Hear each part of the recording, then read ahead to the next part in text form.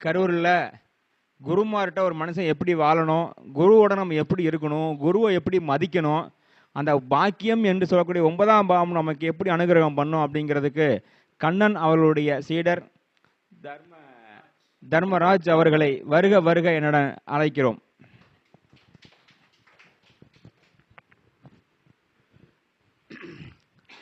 அனைவருக்கும் இந்த வாருங்கள் வளர்வோம் இந்த ஜோதிடத்தில் வருகை புரிகின்ற எனது இருபால் ஜோதிட ஆர்வலர்களே, நண்பர்களே, இந்த விழாவினை சிறப்பாக நடத்தி கொண்டிருக்கின்ற என்னுடைய நண்பர் பாலகிருஷ்ணன் ஐயா அவர்களையும் இந்த நேரத்திலே நமக்கெல்லாம் இப்படி ஒரு சந்தர்ப்பத்தை உருவாக்கி கொடுத்துவதற்காக அவருக்கு நான் மீண்டும் மீண்டும் நன்றியை செலுத்துகிறேன். இப்பொழுது எனக்கு ஒரே ஒரு சில விஷயங்களை சொல்லி, இந்த ஜோதிட ஆய்வு கூட்டம் என்றால் என்ன, இந்த கூட்டத்திற்கு நாம் எதற்கு வருகிறோம், இதனுடைய பங்கு என்ன, ஏகப்பட்ட விதமான எல்லா விதமான சூழ்நிலைகளையும் நான் தள்ளிவிட்டு இந்த இடத்துக்கு நாம் வந்திருக்கிறோம். எனக்கு சின்ன வயசிலிருந்தே ஒரே ஒரு ஆர்வம் என்னவென்றால், ஜோதிடம் என்றால் என்ன, அதனுடைய அடிப்படை தத்துவங்கள் என்ன, இந்த கூட்டத்தில் போய் ஏதாவது 2 விஷயத்தை கற்றுட்டு போய் ஏதாவது 2 மக்களுக்கு பயன்படுத்த சொன்னால் மட்டுமே இந்த கூட்டத்தினுடையக்கு வந்ததுக்கான நோக்கத்தை முழுமையடைந்திரோம் என்பதுதான் அர்த்தம். எல்லாத்துக்கும் எல்லாம் பணம் சம்பாதிப்பதற்காக, பொருளாதாரம் சம்பாதிக்காக ஓடிக்கொண்டிருக்கின்ற வேளையிலே மதுரை மாநகரத்தில் இருந்து அந்த முருகனே நேரடியாக காட்சியளித்துக் கொள்கின்ற மாதிரி அவருடைய வயதை கூட என்னுடைய அனுபவமாக இருக்காது. அந்த மீனாட்சி அம்மன் நேரடியாக வருவதைப் போலவே நாங்கள்லாம் பெருமைப்படுகிறோம். நான் அவர்களை 3வது முறையாக நான் சந்திச்சிருக்கிறேன். எனக்கு வயது கம்மியாக இருந்தாலும் அவரை பார்க்கும் பொழுது எனக்கு மிகவும் இந்த ஜோதிடத்திலே எனக்கு ஆர்வம் ஊட்டுகிறது, என்னுடைய ஆர்வத்தை அதிகமாக தூண்டுகிறது. ஏனென்றால் அம்மையார் அவர்களை நான் எப்பயுமே, ஏன்னு கேட்டால் ஜோதிடத்துக்கு மிக முக்கியமானது ஆர்வம். ஜோதிடத்துக்கு தேவையானது முதல் ஆர்வம் தான் தவிர பலன் தேவையில்லை. ஆர்வம் இருந்தால் பலன் தானாக வந்துவிடும். கண்ணை நான் மறந்தாலும் என் கண்ணனை ஒருபோதும் மறவ மாட்டேன். என் கண்ணை மறந்தாலும் பரவாயில்லை, என் கண் இல்லை என்றாலும் என் கண்ணுக்கு கடவுளாக காட்சியளிப்பவர் என் கண்ணன் ஐயா அவர்களை நான் வணங்குகிறேன். ஏன் கண்ணு இல்லை என்று சொல்வதற்கான காரணம் என்ன என்றால், கண்ணு இல்லை என்றாலும் நான் கிரகத்தை வைத்து பலன் சொல்று இந்த உலகத்திலே நான் வாழ்ந்து விடுவேன் என்பதற்காக, நான் கண் இல்லை என்றாலும் கண்ணனை நம்புகிறேன் என்பதற்காக சாட்சி அளிக்கிறேன். ஏனென்றால் ஒருவர் ஜோதிடம் பார்க்க வந்தால் இந்த கிரகம் என்ன நிலையில் இருந்தால் இன்னும் பலனை செய்யும் என்பதை கண்ணு தேவையில்லை. அருகாமையில் இருப்பது சொல்லிவிட்டாலும் கூட நாம் பலன் பெற்று உயிர் வாழ்ந்து விடலாம். அதுபோல் என்னுடைய ஆசானை நான் வணங்கி உங்களுக்கு என்னால் தெரிஞ்ச கருத்துக்களையும் அவர் எனக்கு போதிய அருளிய சொல்லிய வார்த்தைகளை உங்களுக்கு என்னால் முடிந்ததை நான் கூற விளைகிறேன். இப்பொழுது நம்மளுடைய அடிப்படை ஜோதிடம் எந்த ஜோதிடமாக இருந்தாலும் உங்களுக்கு ஒரு சூட்சும கருத்துக்களை இப்பொழுது வழங்க நான் காத்திருக்கின்றேன். பொதுவாக எல்லா ஆலயங்களும் சென்றுவிட்டால் 108 என்ற ஒரு சிறப்பான ஒரு விதி செயல்பட்டு கொண்டிருக்கின்றது. அந்த 108 பெருக்கம்தான் 1008. ரைட்டுங்களா? 108 1008 இந்த பெயர்கள்லாம் வருவதற்கான காரணம் என்ன என்பதை உங்களுக்கு நான் உணர்த்துகிறேன். இந்த 108 என்பது யாராவது என்னுடைய நண்பர்கள் சொல்ல முடியுமா என்று உங்களிடம் ஒரு வினாவை நான் வைக்கிறேன். இந்த 108க்கான பொருள் என்ன?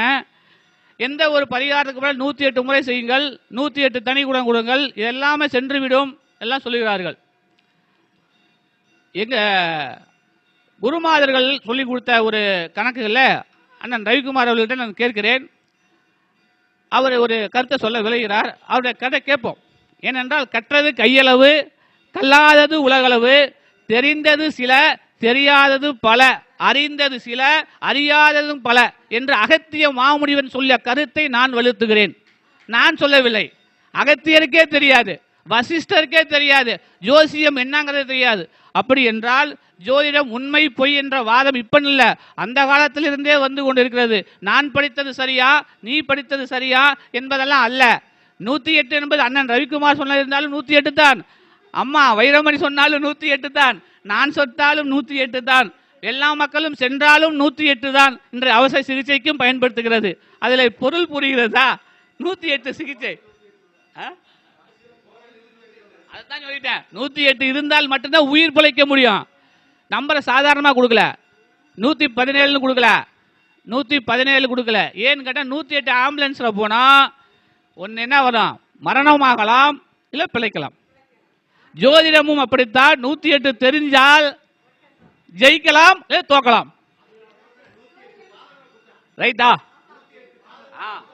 அதனால ஐயா சொல்றாரு, ஜென்ரலா சொல்லிட்டாரு, 108 பாதங்களை கொடுத்துட்டாரு. இப்ப நான் ஒரு 108க்கு சில விளக்கங்களை சொல்றேன், புரியுதுங்களா? முதல் ராசி மண்டலங்கள் எத்தனை? 12 ராசி மண்டலங்கள். 12 ராசி மண்டலங்கள் எத்தனை கிரகங்கள்? 9 கிரகங்கள். 12 × 9 எவ்வளவுங்க? இதுதான் சூட்சுமம். எவ்வளவு? எவனுக்கு ஜோசி யாருக்கு தெரியவில்லைனால் 12 ராசிகளையும் 9 கிரகத்துக்குள்ளே அடைச்சி 108 ஆகிட்டார்கள்.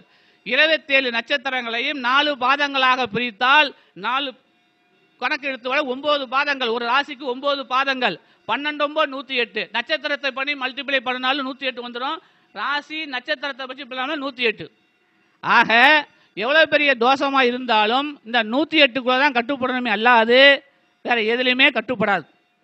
இதுதான் 108க்கான எந்த ஐராவாலும் எவரும் சொல்ல மாட்டாங்க. 108 முறை பண்ண. ஏன் 108 முறை பண்ணணும்? என்ன காரணம்? ஒரு மனிதனுக்கு எல்லா அடிப்படை தத்துவமே இந்த 108க்குள்ள தான் இருக்கு.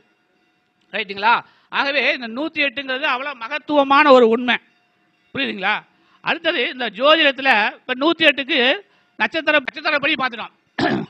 அடுத்தது ஒரு ஜாதகத்தில் இப்போ வராரு ஒருத்தர், அவர்கிட்ட நம்ம என்ன கேட்கணும் எப்படிங்கிறத ஒரு சொல்லித்தரேன். இப்போ ஒருத்தர் வராரு, அவர் வந்து மெயினாக என்ன கேட்க வருவார்? ஒரு ஜாதகத்தை பார்க்கும் பொழுது அவருக்கு தேவையான 2 விஷயம் தான் தேவைப்படுவார். முதல் எடுத்தோன்னா ஆயுள். எந்த ஒரு ஜாதகனுக்கும் ஆயுள் வேணும். ஆயுள் இருந்தால் தான் ஜெயிக்க முடியும். அந்த ஆயுள் ஸ்தானம்ங்கிறது லக்னத்துக்கு 8ஆம் இடம் எல்லாம் இருப்பார்கள். எவ்வளவுங்க? நான் மட்டும் லக்னத்துக்கு 3ஆம் இடத்தை எடுத்துக்கொள்வேன். லக்னம் என்பது 8ஆம் இடம். 8ஆம் இடத்தை குறித்தான கிரகமும் ஆயுள்காரன் சனியை வைத்து எடுத்துக்கொள்வார்கள். இதுதான் நான் சொல்லக்கூடிய சூட்சுமம். அந்த சூட்சுமத்திலையும் நான் உடைக்கிறேன். ஏனென்றால் கற்றுக்கொள்ளுங்கள், விற்றுக்கொள்ளுங்கள்.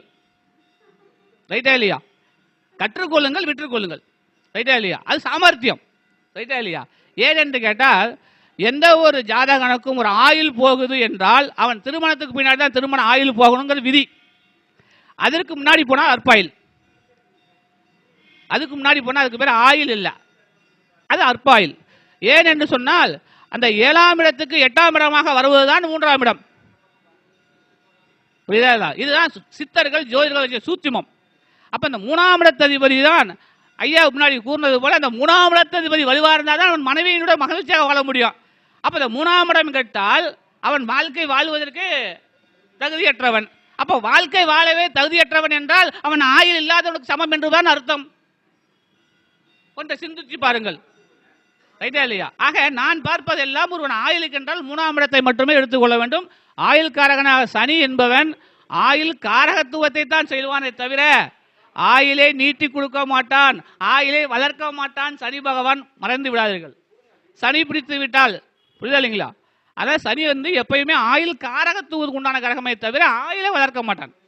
புரியுதா இல்லையா? ஆயுள் உங்களை வளர்க்க மாட்டார். ஆகவே 3ஆம் இடம் என்பது ஒரு மனிதனுக்கு மிக முக்கியமான இடம். அதனால தான் அதை சொன்ன வீரியம், தைரியம், கீர்த்தி, புகழ். புகழும் அங்கதான்.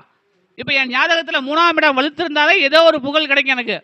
அப்போ 3ஆம் இடத்துடைய தொடர்பு பெற்றிருக்கணும் எனக்கு. ரைட்டா இல்லைங்களா? அப்படி அந்த மாதிரி 3ஆம் இடத்தை வந்து 8ஆம் இடத்துக்கு தொடர்பு கொடுத்து நீங்க பார்க்க வேண்டும். புரியுதுங்களா? அப்ப ஜாதகத்தில் ஆயுள் பலத்தை 3ஆம் இடத்தை வைத்து நீங்க பார்த்து என்றால் இது வந்து சூட்சமமா அடிக்கலாம். ரைட்டா இல்லைங்களா? இப்ப 3ஆம் இடத்ததிபதி ஒருத்தருக்கு தீசமா இருக்கானா, அந்த 3ஆம் இடத்துக்கு குறித்தான கிரகம் சனியும் பார்த்தீங்கன்னா கண்டிப்பா வலுவிழந்தே இருக்கும். நான் கண்ணை மூடி தான் ஜாதகம் பேசுவேன். இந்த கிரகம் இந்த கிரகத்துல இந்த சாரத்துல தான் கண்டிப்பா அது உட்கார்ந்து இருக்குமேங்கிற விதி தான். ரைட்டுங்களா? அப்ப அந்த கிரகங்கள் இப்படி இருந்தால்தான் அந்த ஜாதகத்துக்கு உண்டான பலன். என் குருவெல்லாம் அப்படியே சொல்லி நோட்டு கணக்கு பேனால நாங்கள் எடுக்க மாட்டோம். இந்த கிரகங்களை வைத்துக் கொண்டுதான் இதற்குண்டான பலன்களை நாம் எடுப்போம். ரைட்டுங்களா? இப்போ நட்சத்திரங்கள்லாம் பார்த்தீங்கன்னா அடுத்தது இந்த ஜாதகங்கள்லாம் வந்து பார்த்தீங்கன்னா சுபர்கள்னு சொல்லுவீங்க. இந்த சுபர்கள் எத்தனை பேர்? சுபர்கள் 5 பேர் சுபர்கள், மீதி 4 பேர் பாவர்கள்.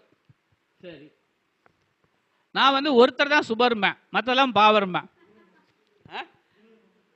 இல்லையா? அப்புறம் கொஞ்ச நேரம் கழிச்சு தான் குருவே பாவர்மேன். ஏன்னா ஆய்வு, நம்மளுடைய ஜோசியம் ஆய்வு கூட்டங்கள், நாம் ஒவ்வொரு ஆய்வுகளை மேற்கொள்ள வேண்டும் நாம் எல்லாருமே. ஏனென்று கேட்டால் இப்ப சூரியன் என்பது என்னை பொறுத்த வரைக்கும் மகா பாவி, இருக்கிற கிரகங்களிலே மிகப்பெரிய பாவியான கிரகம். அரக்கர மண்டலத்தில் ஆன திசைகளில் அந்திரக்காரம் சக்கரம் வந்து பிறந்திடில் பிறக்கும் புத்திரன் பெண்ணுடன் நஷ்டமாய் பித்த ரோகம் கொண்டு போய்விடுமே இறக்குமே எல்லாம் இமனுக்காக வேணாம். இந்த பாடலுக்கான விடை யாருக்குமே தெரியாது. இல்லையா? அதுக்காக தானே நீ அழைச்சிருக்கீங்க. இல்லையா?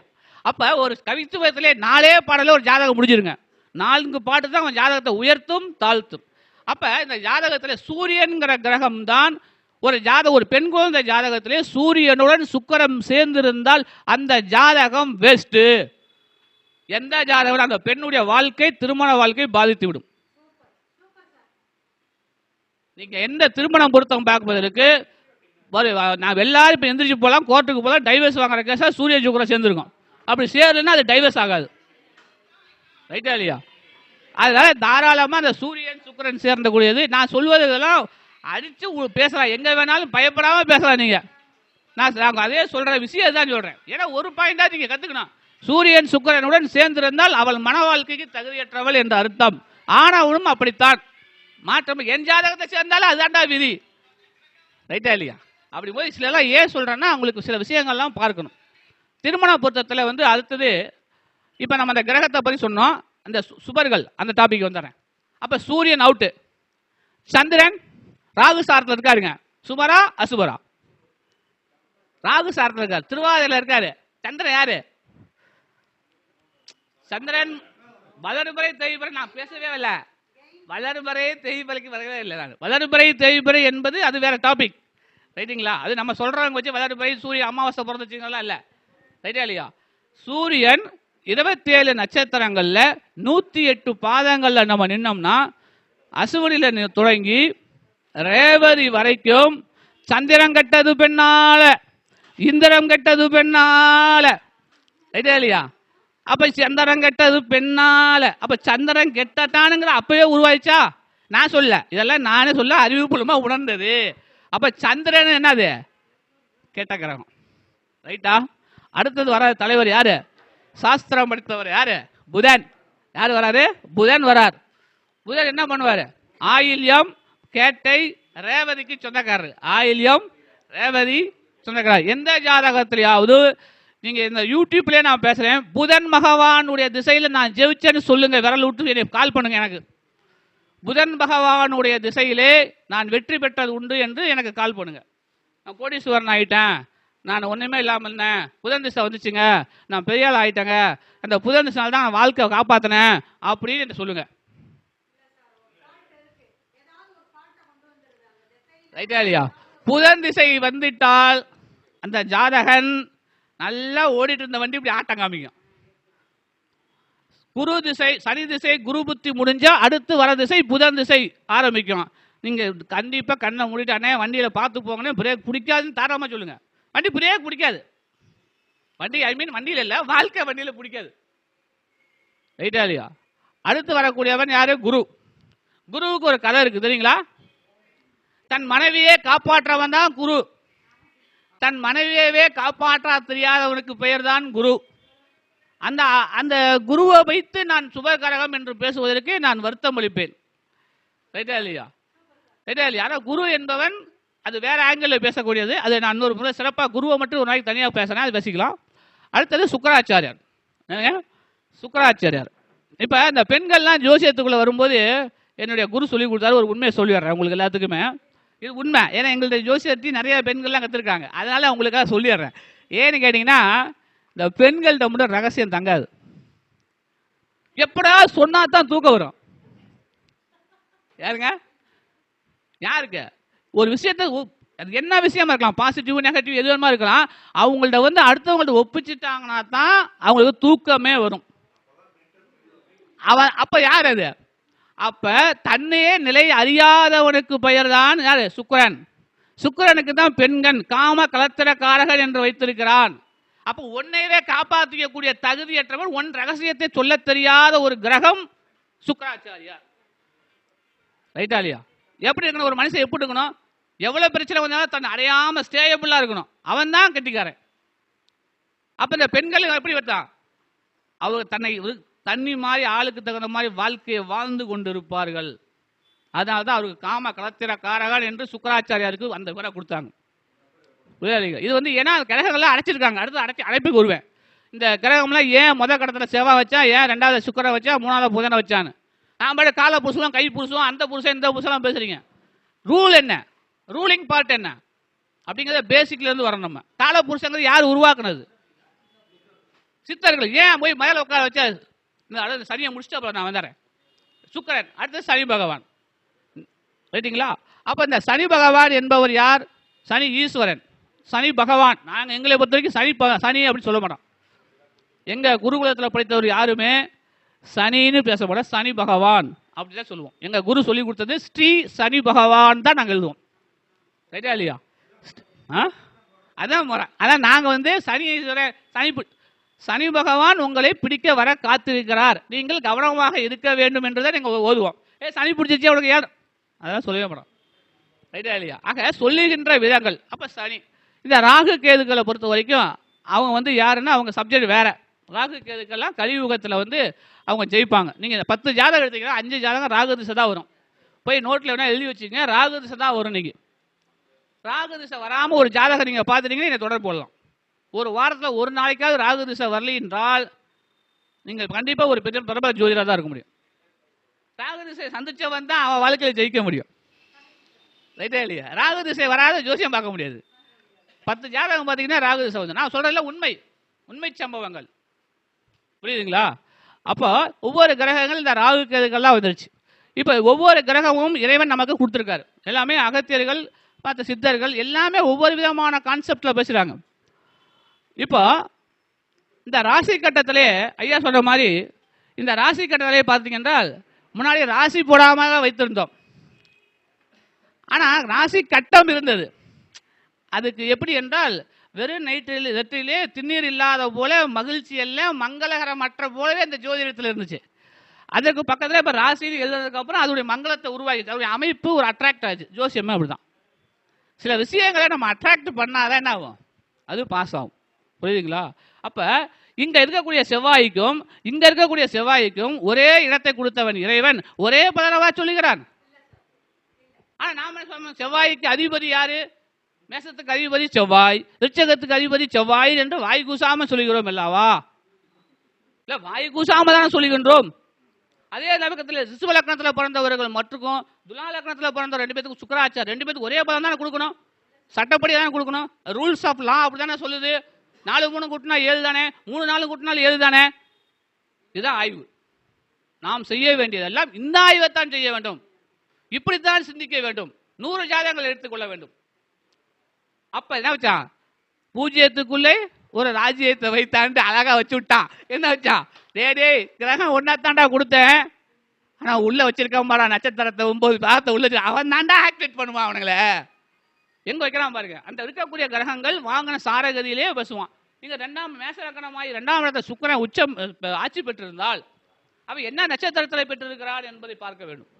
அந்த நட்சத்திரத்துக்கு கொடுக்கக்கூடிய கிரகங்கள் அம்சத்திலே எந்த வீட்டிலே உட்கார்ந்திருக்கார் என்று பார்க்க வேண்டும். ரைட்டா இல்லைங்களா? அப்போ இந்த புதன் இந்த செவ்வாய் மிகப்பெரிய வலிமையான கிரகமாக இருக்கக்கூடிய செவ்வாய்க்கு போய் முதல் இடத்தை கொடுத்துட்டு கொண்டு போய் அப்பனை கொண்டு போய் ஆட்சியில் வச்சிருக்கான். ரைட்டா இல்லையா? சரி, அப்படியே இருந்தாலும் ஆயில கொடுக்கக்கூடிய சனி பகவானை கொண்டு போய் ஆட்சியாக வச்சிருக்கலாமா? சிந்திக்கணும். சரி, குரு மிகப்பெரிய குரு, அறிவு மேதை பணம் காசு, உலகத்தில் பணம் இல்லை எதுவுமே இல்லை, அந்த குருவாக தூக்கி முதல் கடத்தை வச்சுக்கலாம்ல? இல்ல, ஆய்வு பண்ணியிருக்காங்க. என்ன காரணம்? மற்ற கிரகங்கள்லாம் ஏன் வச்சாங்க? இப்போ எத்தனையோ அந்த கரூர் மாநகரில் இருக்கின்ற எல்லா இடத்துலையும் ஆணைய ஐயா மாதிரி எல்லாரும் வாழ்ந்துருக்காங்களே. அந்த மிகப்பெரிய குருசை சந்திச்சிருக்கேன் குருநாதரோட சேர்ந்து. ஏன் அவருக்கு அந்த எண்ணங்கள் உருவாங்க? கிருஷ்ணன், கண்ணன், கோபாலன் இவள் பேர் வைத்தால் அவன் 10 பேருக்கு உணவளித்தே ஆக வேண்டும் இந்த ஜென்மாவிலே. அப்படி இல்லை என்றால் உன் பெயர் தப்பு, நீ பிறந்தது தப்பு, நீ வளர்ந்த தப்பு, உன் ஜாதகத்தை எடுத்து சென்று விடு நீ. ரைட்டா இல்லையா?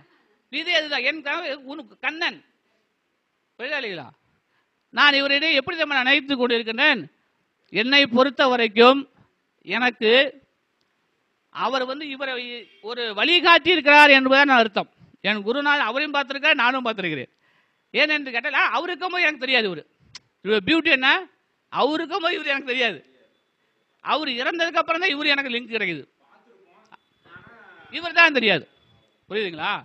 அப்போ ஒரு ஜோதிடத்தில் பார்த்தீங்கன்னா ஏதாவது ஒரு சூட்சும கட்டத்துக்குள்ளே வச்சிருக்காங்க. ஜோசியம் வேற ரொம்ப சிம்பிள் கான்செப்ட் தான். போய் நீங்கள் எங்கே போயும் படிக்க வேணாம், எதையும் தெரிஞ்சுக்க வேண்டிய அவசியமே இல்லை. அப்போ இந்த ஜாதகங்கள்லாம் நம்ம பார்க்கும்போது செவ்வாய், சுக்கிரன், இந்த இடத்துல சந்திரன் வச்சிருக்கான். அறவிருந்த வீடு அம்புலி இந்துவுக்கு ஆகாதுன்னு ஒரு பழமொழி படிச்சிருக்கீங்களா? இதெல்லாம் புதுசு.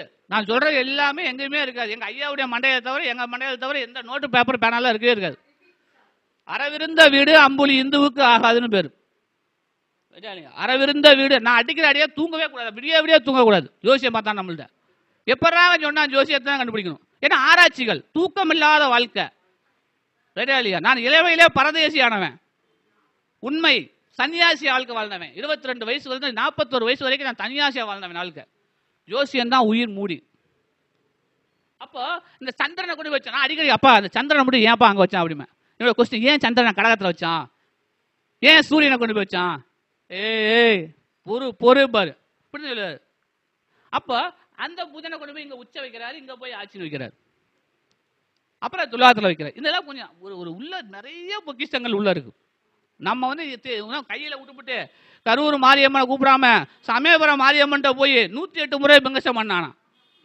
ஏன்னா உள்ளூர் மாடு விளக்கப்படாம நம்ம கிட்ட இருக்கிற விஷயத்தை வச்சே 1000 பேர்த்த உருவாக்கலாம். ரைட்டா இல்லையா? நான் எப்பயுமே எனக்கு நான் ஜோதிடம் போய் புதுசாக ஒருத்தர் போய் கற்றுக்கணும்னு நினைக்கிறேன். என் மனசு ஏற்றுக்க மாட்டேங்குது. சொல்லி கொடுக்கலாம்னு நினைச்சாலும் ஏற்றுக்க மாட்டேங்குது. ஏன்னா எங்கள் குரு அது என்ன சொன்னாரோ அந்த வழியிலே இருக்கு. ஏன்னா காசு வாங்கக்கூடாது. ஜோசியம் சொல்லி கொடுத்தா காசு வாங்கி கொடுக்கக்கூடாது. ஒன்னையால் முடிஞ்சதை கொடுத்து அவங்க சொல்லிக் கொடுக்கணும். எங்கள் குரு சொல்லி கொடுத்தாரு. எனக்கு சோறு போட்டு தான் கொடுத்தாரு.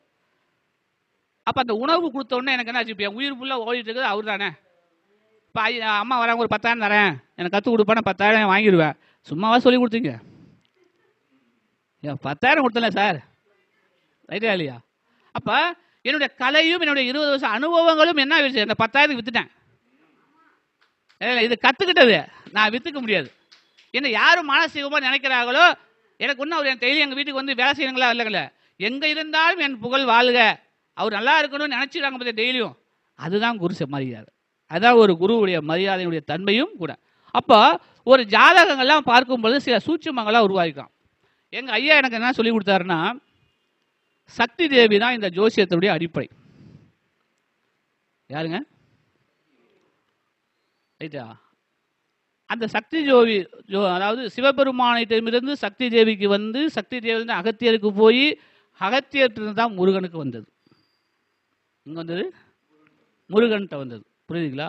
அப்போ அந்த கணக்கில் நம்ம எடுக்கும்போது பார்த்தீங்கன்னா, இந்த கடக லக்கணம் அப்படின்னு சொல்லக்கூடிய இந்த லக்கணத்தில் யார் பெரிய அரசியல் தலைவராக இருந்தாலும் கடக லக்கணத்தில் தான் பிறந்திருப்பார். ரைட்டா இல்லைங்களா?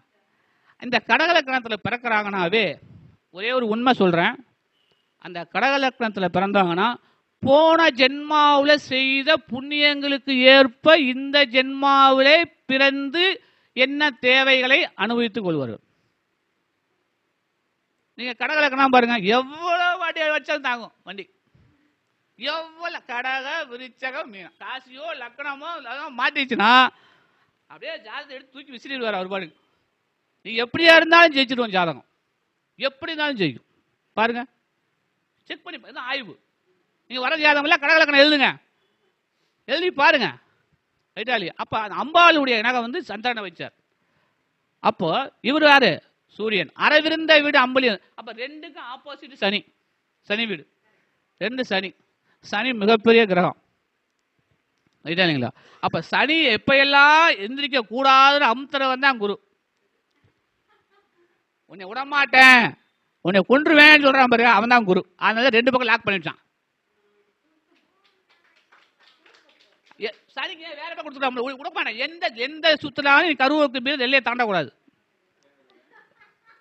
ரைட்டா இல்லைங்களா? அப்போ இது ஒரு சூட்சுமா இந்த விதயங்கள் இருக்கு. அப்போ இந்த முருகப்பெருமான் இங்க சொல்றாரு, இங்க செவ்வாயுடைய நட்சத்திரத்துல இங்க எதுவுமே இருக்காது, ஆனா இங்க இருக்கும்.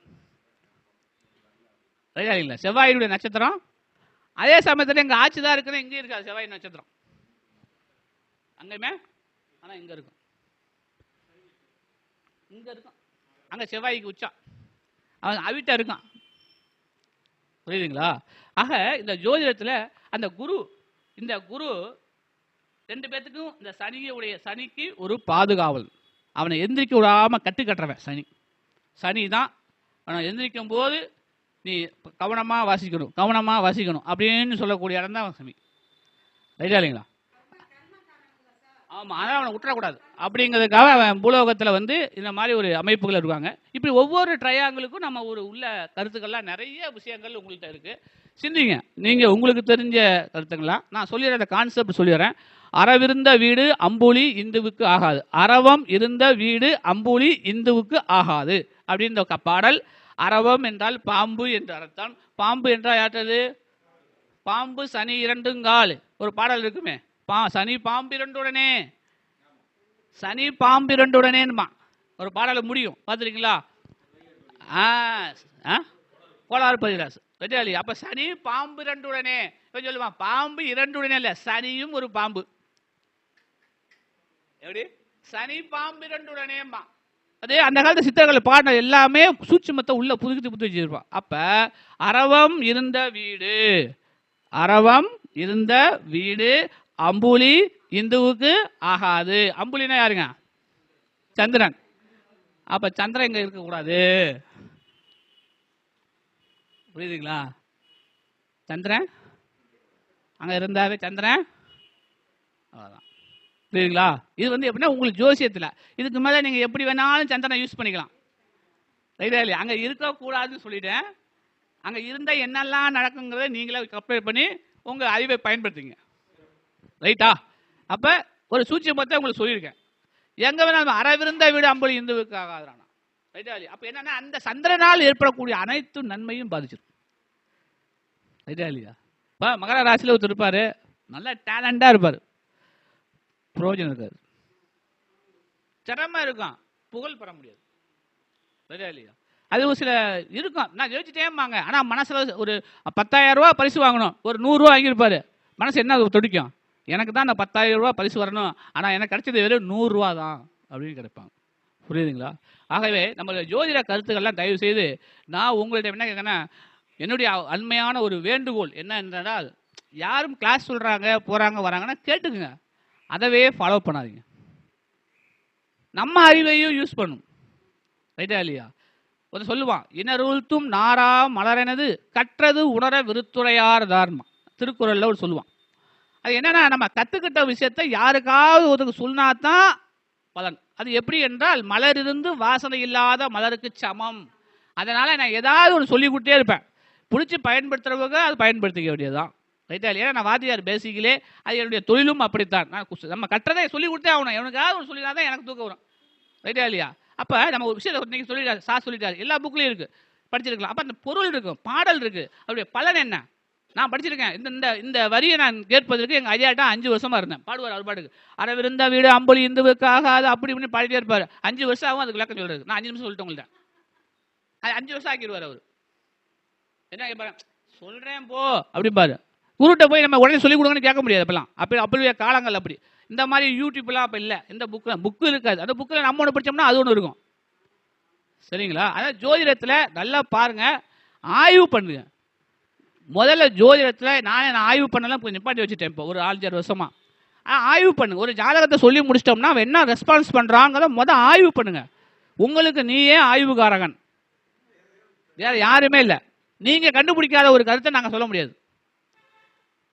நீங்கள் இப்போ நான் பேசுகிறேன்னா எங்கள் குருநாதர் குருநாதருடைய சொன்ன பாயிண்டை வச்சு நான் பொழைச்சிட்டு இருக்கேன். ரைட்டுங்களா? நான் சுயமாக ஒன்றும் சிந்திக்கலையே, சிந்திக்கணும்ல. ஏதோ ஒரு சிந்திச்சு நம்ம கண்டுபிடிச்சோம்னா நம்ம வழி சார்ந்தவர்களை வரலாம். புரியுதுங்களா? ஆகவே அதனால இந்த ஜோதிடத்தில் நிறைய சூட்சும கருத்துக்கள்லாம் உள்ள இருக்கு. உங்களுக்கு என்ன டவுட்டு, என்ன சந்தேகங்கள் எது இருந்தாலும் அந்த பேப்பர் பேனை வச்சு இங்கே இருக்கக்கூடிய ஆய்வு கூட்டங்களில் வரும்போது கேட்டுக்கிட்டு என்றால் தெளிவாக இருக்கலாம். இப்போ ஒரு ஜென்னதாக பேசி முடிச்சுக்கிறேன், என்னுடைய வார்த்தையை முடிக்கிறேன். சார் யார் பார்த்தாலும் சார், எங்கள் ஐயா தாசில்தார் ஐயா பார்த்தாலும் சரி, அம்மா பார்த்தாலும் சரி, பாலகிருஷ்ண ஐயா பார்த்து அண்ணன் ரவிக்குமார் பார்த்தாலும் சரி, யார் பார்த்தாலும் ஒரே ராசி தான் சார். ஏன் சார் பலன் மாறுது? எனக்கு ரொம்ப கொஸ்டின் வந்துக்கிட்டே இருக்குது. ஆனால் என் குருநாதர்கிட்ட மட்டும் நாங்கள் 10 முறை அவர் நோட்டை காமிப்போம், 10 முறை ஒரே பலன் தான் சொல்லுவார். நீங்கள் வேணால் கருவில் செக் பண்ணி பாருங்கள். 10 முறை 20 வருஷம் கழிச்சு பார்த்தா கூட அதே பாயிண்ட்டை கரெக்டாக சொல்லுவார். எப்படி இப்போ கரெக்டாக சொல்கிறீங்கன்னு, அண்ணன் கிரகம் கட்ட இன்னும் பலனைத்தான் செய்யும். ரைட்டா இல்லை? அப்போ அது வந்து விடாப்படியாக இருப்பார். இப்போ ஒருத்தனுக்கு வந்து பார்த்தீங்கன்னா ஒரு ஜாதகத்தில் 4ஆம் இடம் கெட்டுருச்சு, இது நான் கண்ணால் பார்த்தது. இப்போ கெட்டுருச்சுன்னா எப்படி இல்லை, நான் உங்களால் கேட்குறேன், கெட்டுருச்சுன்னா என்ன அர்த்தம்? சனியே 4ஆம் இடத்து அதிபதி ஆயிட்டா? சனியே 4ஆம் இடத்து அதிபதி ஆயிட்டா? 4 கூடையவன் 4லே இருந்துவிட்டால்? நான் இப்படித்தான் வாதம் பேசுவேன். ஏன்னா நான் வேற மாதிரி ஜாதகம் உள்ளவன் நான். ஏனென்றால் அப்ப 4ஆம் இடத்து அதிபதி 4ல் இருந்தால் அது தவறு.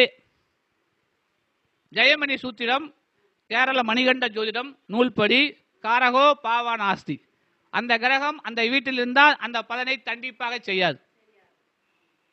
ரைட்டா இல்லைங்களா? அப்போ இப்படியெல்லாம் நம்ம ஆய்வு பண்ணணும், இப்படியெல்லாம் சொல்லணும், இப்படியெல்லாம் கருத்துக்களை கேட்கும்போது நமக்கு அந்த ஜோதிடத்தில் இருக்கக்கூடிய ஒரு லவ் வரும் பாருங்க. ஒரு புதுசா ஒரு பழக்கம் லவ். ஒருத்தன் கேட்டவன பதில் சொன்னா வச்சுக்க, நான் ஜாதகத்தை மூடிடுவேன். வந்தவொடனே இந்த லக்னம் இந்த ராசி இந்த பலன் உங்க வீடு இப்படி இருக்குது, உங்க ஜாதகம் இப்படி இருக்குது, இந்த ஜாதகம் இருந்தால் எடுத்துங்க, இல்லை ஜாதகத்தை எடுத்துட்டு போயிட்டே இருங்க அப்படிமா. பட்டு 10 பாயிண்ட் தான் சொல்லுவேன். அவன் ஆடி போய் அப்படியே அசந்து உட்காந்து ஜாதகம் பார்க்கலாமா வேண்டாம், உனக்கு விருப்பம் இருந்தால் பாருல கிளம்பிட்டே இருப்பேன். ஏன்?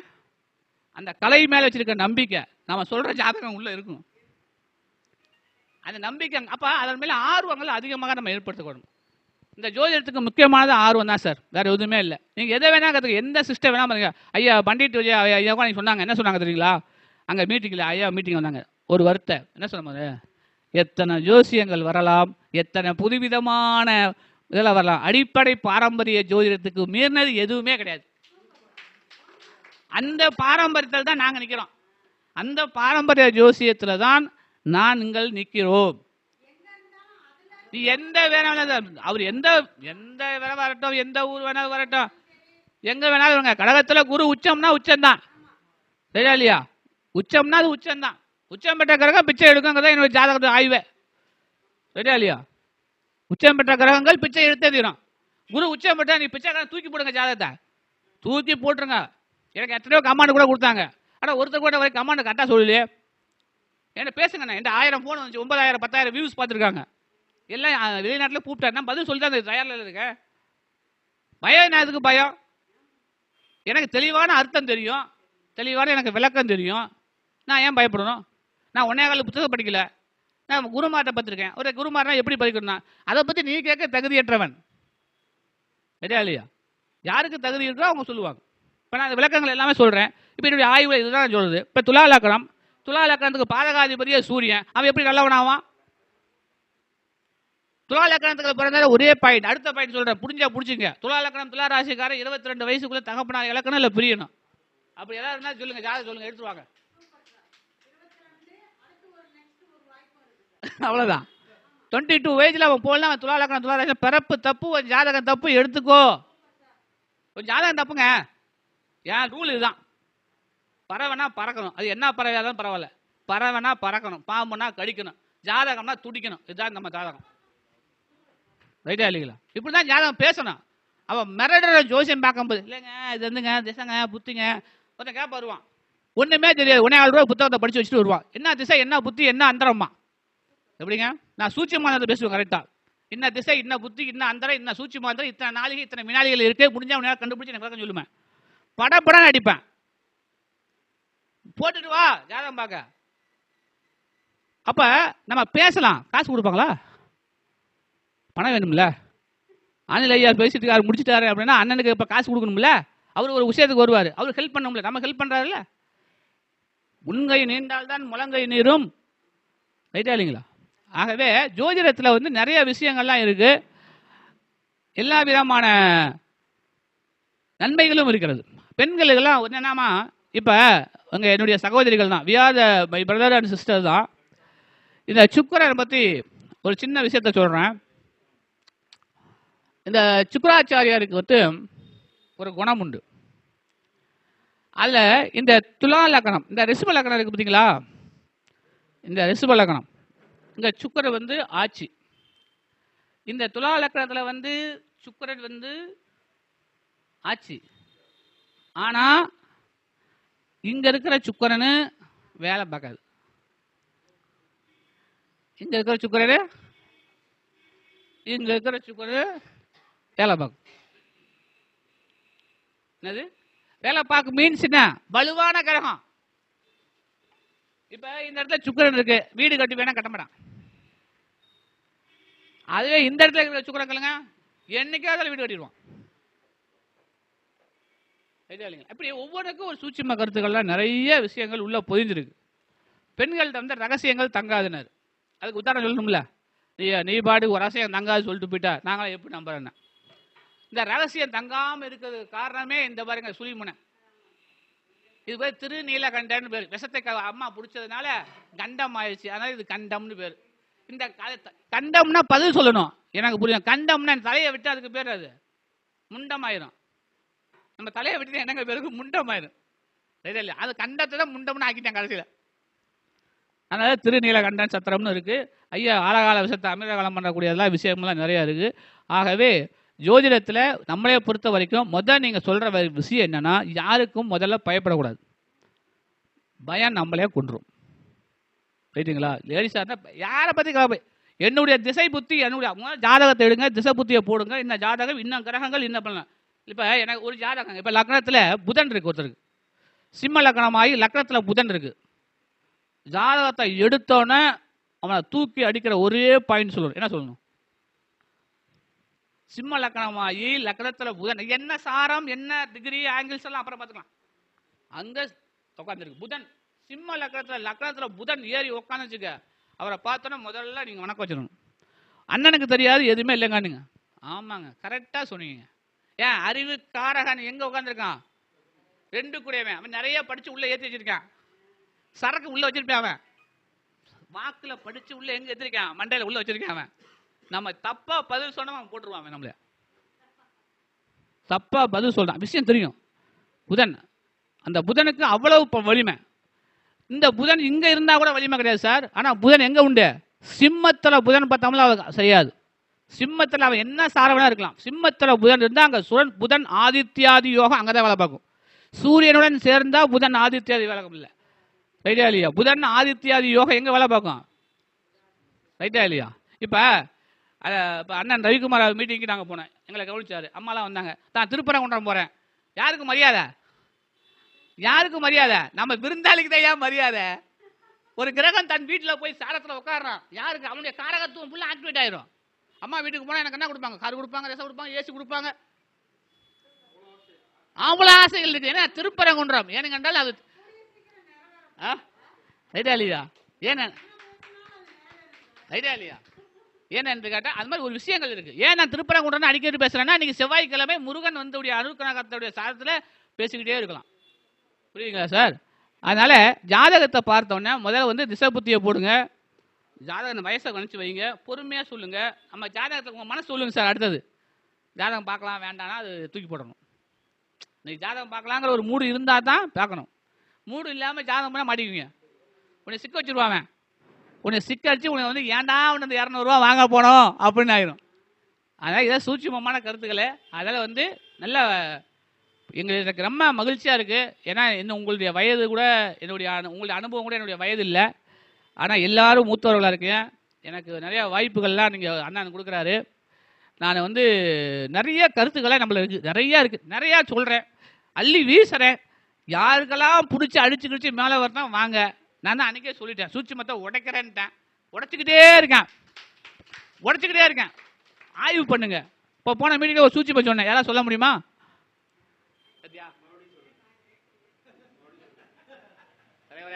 நான் ஒவ்வொரு விஷயத்தையும் 5 வருஷம் 10 வருஷம் இருந்து அதனால தான் வேல்யூஷன் தெரியாது.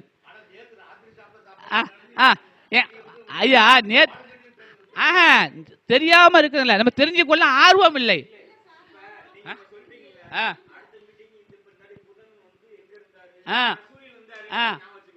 ஏன்னா ஒரு மீட்டிங் போறோம்னா அந்த டைமை யூட்டிலைஸ் பண்ணணும். இப்ப சார் ஐயாவுக்கு பிரச்சனை இல்லைங்க, அவரு தாசில்தாரு, ரிட்டையர்மெண்ட் ஆயிட்டாரு. எந்த ராஜா எந்த பட்டணத்துக்கு போனாலும் எந்த கிரகம் எங்க இருந்தாலும் அவருக்கு உண்டான சூரியன் வலுத்து நிக்கிறாங்க, எல்லாம் வந்துடும். ஆனா அம்மாவுக்கும் எனக்கு என்ன ஊத்தும், 2 வாயை வளர்த்தா தான் பாக்கெட்ல ரம்பும். அதை பார்க்கணும்ல. அப்ப யார் ஞாபகம் வைக்கணும்? அவருக்கு தேவையில்லை என்ன, அவருக்கு தேவையில்லை, நமக்கு என்ன பண்ணும்? இளம் ஜோதிடர்களுக்கு தேவைப்படுமா இல்லையா? ஏங்க இதுக்கு என்ன பேரு? வாருங்கள் வளருவோம், வளருவோம் வாருங்கள். ரைட்டா இல்லையா? ஐயா நம்ம டிஸ்கஸ் தான் பண்ணிட்டு இருக்கோம். இது எங்கேயும் பெரிய பட்டிமன்றத்துக்கு போய் ஓம் பிர்லாட்ட போய் காமிச்சா அவார்டு வாங்க போதில்ல. நாம் நமக்கே அவார்டு கொடுத்துக்கிறோம், ரிவார்டு கொடுத்துக்கிறோம். ரைட்டா இல்லையா? இல்ல போய் யாரும் உயர்ந்தவனும் இல்ல தாழ்ந்தவனும் இல்ல, உயர்த்துவனும் எவனும் கிடையாது, தாழ்த்துவனும் கிடையாது. என்னைய பொறுத்தவரை இந்த 9 கிரகம் தான் உயர்த்துவான். 9 பேர் தான் என் சொந்தக்காரன், 12 ராசி தான் என் கூட பிறந்தவன், 27 நட்சத்திரம் தான் என் சொந்தக்காரன். எனக்கு அதான் சார் என் வாழ்வை உயர்த்துவதற்கு இந்த மேடையில பேசிட்டு இருக்கிறதுக்கும் அதுக்கு காரணமே அவன் தான், வேற எவனும் இல்ல. I don't care about it that matter. இவன் மதுரைக்கு போகணும், அண்ணன் அங்க போகணும், உடனே யாரை பண்ணுவேன்? வைரமணி அக்காவுக்கு கால் பண்ணோம்னா தான், தம்பி நான் அங்கதான் இருக்கேன், வாங்க 2 ஜோசியம் பார்த்துட்டு போவோம், ஒரு 500 ரூபா பாக்கெட்ல கிடைக்கும். என் சொந்தக்காரங்க 500 ரூபா இல்லைங்கன்னா நானே இப்பதான் கடை வாங்க போயிட்டு இருக்கேன், நீ வேற ஏன்டா இந்த இடத்துல பணம் இல்லைங்களா? எல்லாம் சார் அன்னைக்கு ரைட்டு. அப்ப ஏன் சொல்றோம்னா எதுக்கு சொல்றாங்க? அந்த கலைக்கு ஒரு தத்துவத்தை சொல்றேன், பெருமைக்காக இல்ல, இந்த பெருமைக்காக இல்ல, இந்த கலையுடைய உணர்வு தூரமா சொல்றேன். அப்படி நிறைய டைம் நான் சம்பாதிச்சிருக்கேன், பணம் இல்லாத காலத்துல போய் இப்படி ஒரு வாய்ப்பை இறைவன் எனக்கு கொடுத்திருக்கிறார், உங்களுக்கும் பயன்படுத்துங்கள் தான் சொல்கிறேன். ரைட்டா இல்லைங்களா? எல்லாமே இல்லை. அப்ப இந்த வசதி மாதிரி அப்பெல்லாம் மொபைல் ஃபோன் எல்லாம் கிடையாது இல்லை, அப்பெல்லாம் பண வசதிக்காக. அப்ப இந்த கலை இருந்தா, அதனால்தான் கற்றவனுக்கு சென்ற இடமெல்லாம் சிறப்பு, கன்ற இடமெல்லாம் சிறப்பு. ரைட்டா? இப்ப நான் தெரியாம போய் வைரமணி அக்கா ஊருக்கு போறேன், அந்த அம்மா கிட்ட போய் நிக்கிறேன் பக்கத்துலயே, ஓ தள்ளி போய் தம்பி என்ன வேணும் அப்படிங்க. நாளைக்கு போனால் மாலை மரியாதையோட மேலே சின்னத்தோடு அங்கே வரவேற்பு விழா நடக்கும். நாங்கள் 5 பேர் கரூர்லேருந்து வரோம்னா நடக்குமா நடக்காதா? அதுக்கு யார் காரகத்துவம்? எங்கள் அப்பா பெரிய டாட்டா பிர்லா, அவரு இவரு அந்த அண்ணன் பாலகிருஷ்ணன், எல்லா கிரகம் வேலை பார்க்குறாங்க. ரைட்டா இல்லையா? எல்லாம் நடக்குதா இல்லையா? அது அப்போ என்ன காரணம்? ஒவ்வொரு கிரகம் நம்ம கழிச்சுக்கிட்ட கல்வி அதை சரியாக பயன்படுத்துகிறோம். நீங்கள் யாருக்கும் பயப்பட வேணாம். அருமையான ஒரே ஒரு சின்ன முடிச்சுக்கிறேன். என்ன ஒரு கருத்து எனக்கு தெரியும், ஐநோ, அதனால எனக்கு தெரியும். ஏன்னா நமக்கு இறைவன் ஒரு சக்தியை கொடுத்துருக்கான். எனக்கு ஒரு கியூரியாசிட்டி, அந்த அதுக்கு பார்க்குறேன் என்ன ஓடு பாலகிருஷ்ணன் நினைப்பாரு, அம்மா நினைப்பாங்கிறத இறைவனுக்கு பின்னாடி கொடுத்துருவார். அது என்ன மாதிரி சின்ன வயசுலேருந்தே இதுக்கு இதனை இவன் கண் முடிப்பான் என ஆராய்ந்து அதனை அவன் கண் விடல். இவனுக்கு இதை தான் நடக்கும், இப்படித்தான் நடக்குது, எனக்கு சப்கான்சியஸ் வேலை பார்க்கும். கவிஞர் கண்ணதாசன் உட்காந்து பாட்டு எழுதுவார், அதே மாதிரி நம்ம ஜாதகம் அப்படிதான். அப்ப என்ன ஒரு கான்செப்ட் அப்படின்னு கேட்டீங்கன்னா, ஜோதிடம் படிச்சதுக்காகவே நீங்க கை தட்டிக்கணும் சார். சார் எவனுக்குமே தெரியாத ஒரு கலை நம்ம சார். நான் என் பக்கத்து சடைகளை கவலைப்பட மாட்டேன். ஒரு ஜாதகம் என் பாக்கெட்ல போயிட்டே என்ன திசை போது நீ காலியாவது எனக்கு தெரியும், போயிட்டே நீ இந்த திசையில நீ மகன் ஜாதகம் நீ காலி, கண்டிப்பா நீ காலி ஆயிடுவ. முந்தா நாள் கூட சவால் விடுறாங்க, இந்த திசை என்ன புத்தி 2527 ஜாதகம் காலி அவுட்.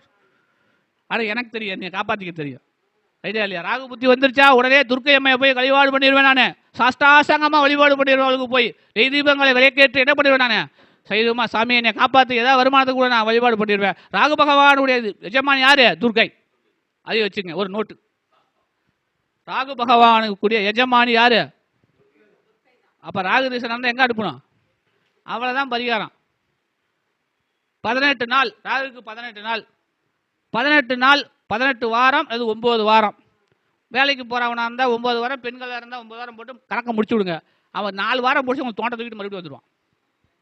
தலைவரா பசுக்கு பாக்கெட்ல காசு இல்லாம இருந்தான், விளக்கு போட தலைவரா எப்படி ஒரு வழி கிடைச்சிருச்சு. விளக்கு என்றால் ஒரு விளக்கம் சொல்லிவிட்டு முடித்து விடுகிறேன். விளக்கு என்பதென்றால் உங்களுடைய நல்லது கெட்டது துன்பங்கள் எல்லாத்தையும் விளக்குவதால் அதுக்கு பேர் விளக்கு. அதனால் நீ விளக்கு போட வேண்டும். ரைட்டா இல்லையா? அதனால தான் பெண்களுக்கும் சொல்லுவார்கள் விளக்கு என்பது அந்த லா.